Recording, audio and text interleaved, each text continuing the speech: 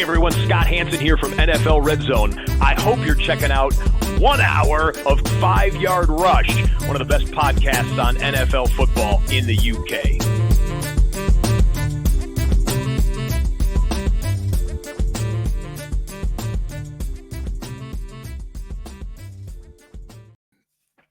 What's happening, Rush Nation? Here we are, a start and sit 'em to kickstart our Fridays and our weekends. And so here we are, starting to look into the plays of the week and those sort of marginal decisions. So I'm going to rattle through as many names as possible. I'm going to try and do this game by game this week. I think it sometimes is a little bit easier to do that. That's how I have my notes always structured anyway. So it'd be easier for me at the very least. Let me know what you think. So let's get started with the game in London. And we've got Jags and the Bears, really for you in America, early kickoff for us. Perfect timing kickoff. I really like starting Brian Thomas this week. I think I talked about him in the Bible part 1. Massive week last week. I think he matches up really well against Jalen Johnson for pace. So I really think Brian Thomas is the wide receiver 1. So if you've got him as a marginal start set, you need to move him out of the marginal and put him in your lineup. I also think Evan Ingram's going to go, and he's much needed in this offense. He's kind of what moves the chains, and they've really struggled without him, although they didn't on Sunday. They have in every other game this season, so definitely think he is one. In terms of the sits, it's a really difficult one from a sit perspective. I actually don't think Cole Kmet is a good option this week. So in the Bible last night, I had him down sort of a bottom end tight end 1, but actually it's all going to be about the targets he gets in this game. I just don't see a pathway to him getting more than 4 targets. It's kind of a damning indictment of just how bad the tight end position is, that I'm looking at the guy thinking, when I did my initial projections, I had him at 5. I'm going to downgrade him a little bit, probably onto the fringe of the tight end 1 position. But I see him getting maybe like 4 targets for like 40. It's just whether or not he gets in the box. So I don't like it. I mean, it's a really tough position. So you might not be in a position to sit Cole Kmet. But if you have a better tight end option, then you should absolutely sit him this week. This one shouldn't be for him. Trevor Lawrence, you need to absolutely sit him this week. He shouldn't be anywhere near a fantasy football lineup. This Bears defense is giving up the second fewest passes. Fantasy pointing passing rate per drop back. So, it's a really, really good defense. One of the best defenses in football right now. This is not the time to be starting Trevor Lawrence and getting cute. I definitely think he is one you need to get rid of from your starting lineups. And then, Christian Kirk is kind of a borderline sit for me. I think this is going to be a really tricky game for him. I have him outside the wide receiver 3 range. So definitely don't see him putting a big game up. I remember the last time seeing him in London, he was almost non-existent last year. So another person I'd be sort of really worried about. When we're looking at the start plays in the Saints and the Buccaneers game, there really isn't like a sit caliber player here. I mean, you got maybe Taysom Hill because of the injury. You would say he's probably a good sit candidate. He might not even go. If that happens, and I really like Juwan Johnson, I actually think that they will give a lot of yards over to tight ends. Kyle Pitts had one of his better games of the year, and typically Tampa Bay aren't very, very good against tight ends. They tend to allow the yards over the middle and watch for the big plays on the outside. So I actually think for me, I'm kind of okay if Hill is out and gave me the choice between Juwan Johnson and Cole Kmet. I'd almost go and pick up Juwan Johnson. I think he could be in line for a better week, especially with Rattler coming in and starting this game. I absolutely would not start Rattler under any circumstances unless you're in pure desperation. Even in a Superflex league, you shouldn't be starting him. You should have a better option than that at tight end. I think K. Dalton could be an interesting play, but I am a slight concern that this is the sort of game that they'll go to Chris Godwin off frequently and often. They might try and get Mike Evans in the game. Mike Evans is a really difficult one to call in this game. He's had monster games against New Orleans. He's had really poor games against them. So I think for me, really, it's more about there's not many start options in this play, in this game. I really like Alvin Kamara. I really like Chris Godwin. And I really like Baker Mayfield. I'm kind of on the fringe of Mike Evans, but I think you've got to start him. I think the running backs cannibalize each other. I think you could start them, although there is some news coming out that Rashad White is borderline to make this game. And if that's the case, that changes the complexion. Bucky Irving will be a definite must start in this game. And I like Rashid Shaheed. The other sit potentially is Chris Olave. I have him down at wide receiver 41. It's going to be a really hard call to sit him, but I don't really like him this week. I think it's going to be a real struggle for him. So I would be looking to potentially sit him if I have better options. Let's move to the Cardinals and Packers game. I think for me, you've got to look at this game's a pretty easy one. You're almost starting everyone in this game. You're starting the quarterbacks. You're starting Marv Harrison Jr. You're starting Connor. You're starting Jacobs. You're starting Kraft. You're starting McBride. And you're starting Jaden Reed, right? So then you've got, I really like Dontavian Weeks this week. A lot of people on Twitter are really pissed off because he didn't put the numbers in the box scores, but he tied for the lead in targets. He dropped a couple of passes. A couple more weren't really catchable. I don't think it was really on him, his performance. And I think what's going on with Romeo Dobbs, and then if Watson goes, I think it's really interesting. So I really like Dontavian Wicks to finish as a low-end wide receiver 2 this week. I also think you can start Romeo Dobbs, and there's a bit of question marks there, but I like the gamble. There's some comments coming out of the locker room yesterday that 2 games don't undo 2, or 2 days don't undo 2 years or something like that, or 3 years, and I completely agree with that. I think you'd be fine. Christian Watson's the one I would sit, and I wouldn't be starting any of the other wide receivers for Arizona in this one. So no Dortch, no Wilson in this one. Browns and Eagles. Really, again, this is quite a narrow game. You're starting Cooper. I've got him just inside the top 20. AJ Brown are back. Devonta Smith is back. So really, it's a pretty straightforward game. I don't think Nick Chubb is back, so I think you'll start Jerome Ford. I don't think he's a great option, but I think you've got to start him. But he's a low-end RB2 at best. You can fade Deshaun Watson, Jerry Jeudy. I really think David Njoku is going to be questionable to go this week with a new injury. And Dotson didn't do anything when the others were out. So now that Smith and Brown are back, you can drop him.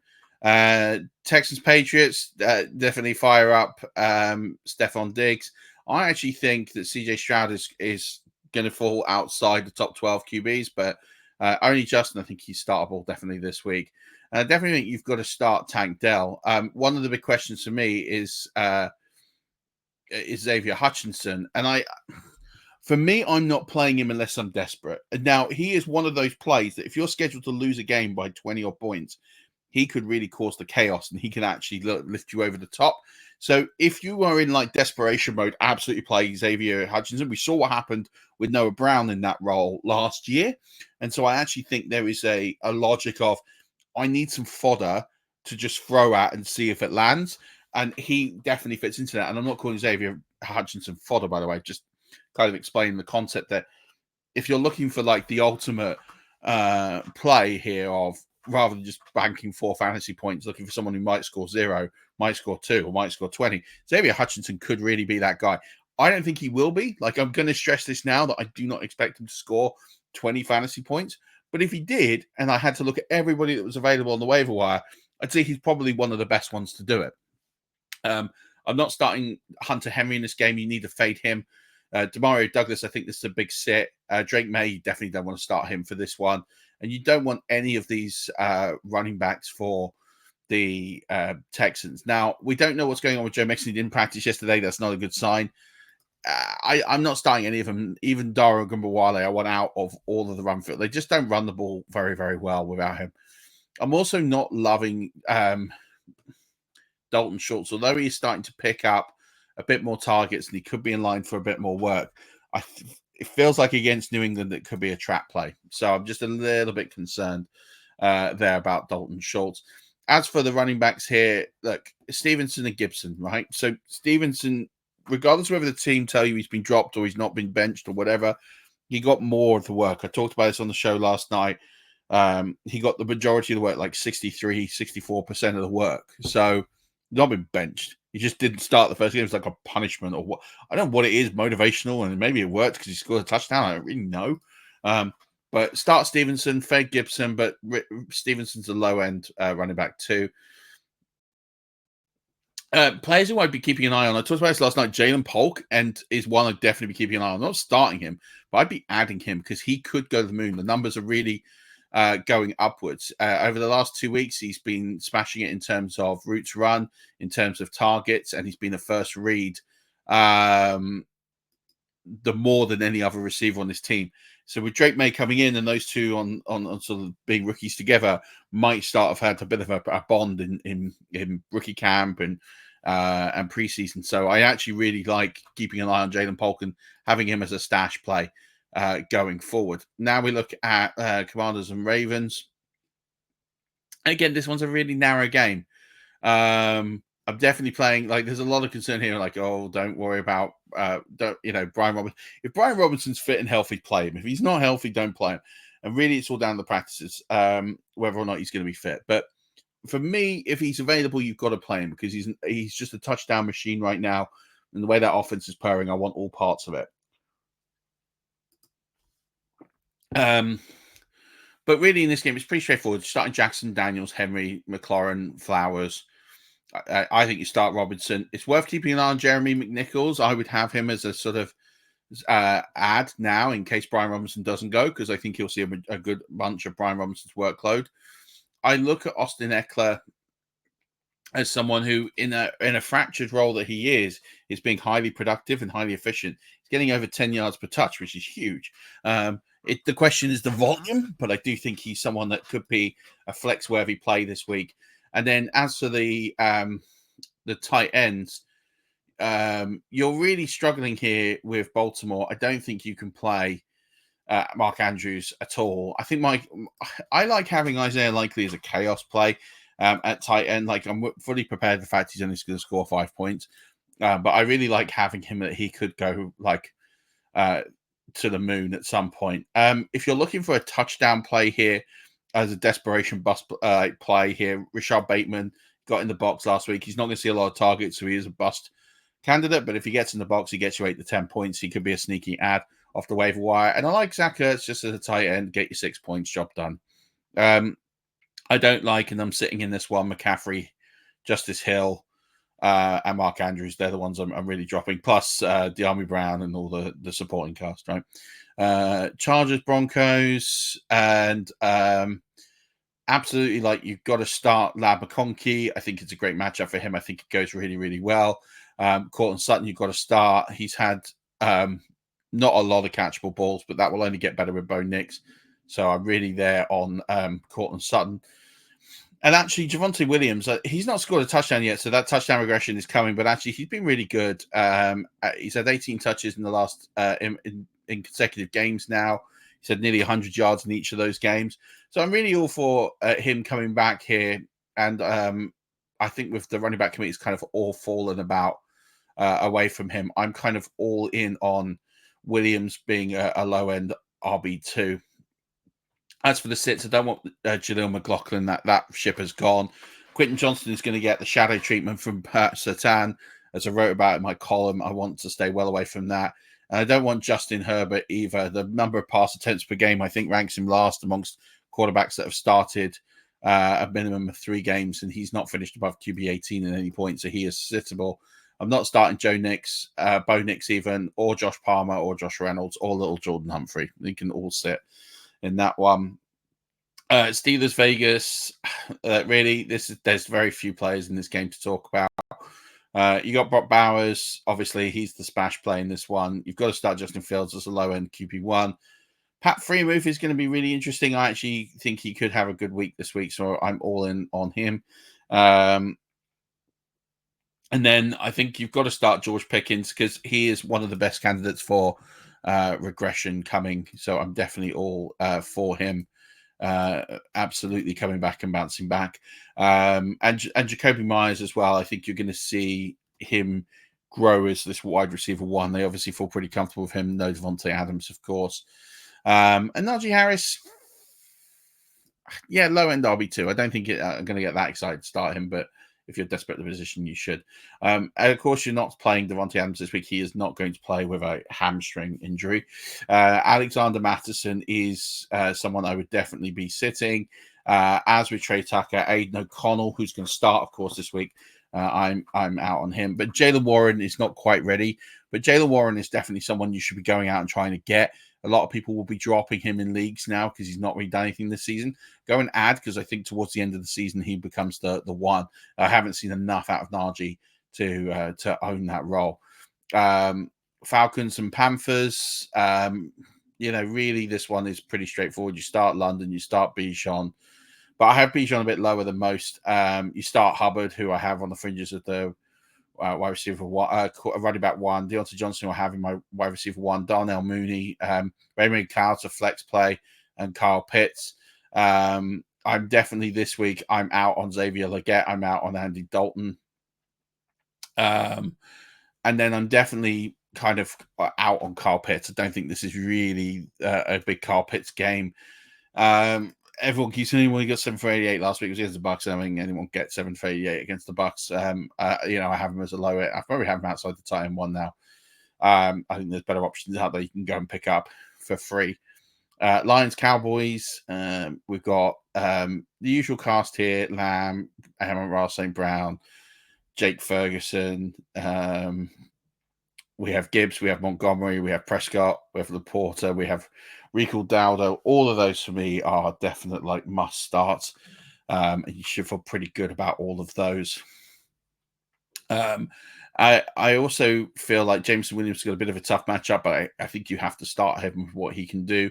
And Jalen Tolbert, I talked about him last night, had a really big game without Brandon Cooks, and he's continued seeing high volume, high snaps, high targets. So I think for me, I really look at Jalen Tolbert, with this one being a high scoring game, as someone I want.